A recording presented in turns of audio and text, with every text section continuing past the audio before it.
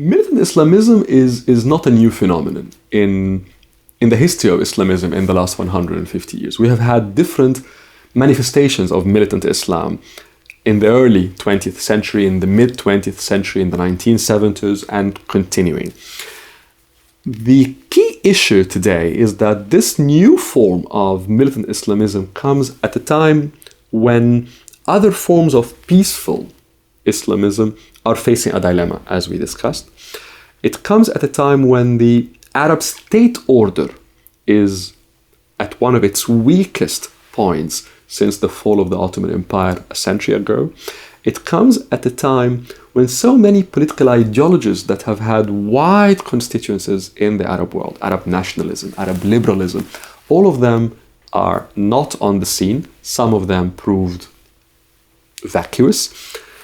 The new form of militant Islamism today is sadly the most conspicuous force of Islamism in our part of the Arab world. But it is not a representative of Islamism. And that's a theme I think I make very clear throughout the book.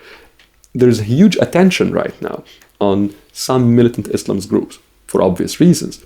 But I think any serious attempt to understand Islamism in the wider Middle East has to acknowledge that this is a huge movement with major variations, and that the militant Islamists, though they're very conspicuous, obviously wreaking havoc across the region, they are far from being the core of the phenomenon. And that's why this phenomenon has future in the Middle East. The question again is how that future will unfold at a time in which you have this demographic revolution in the Arab world.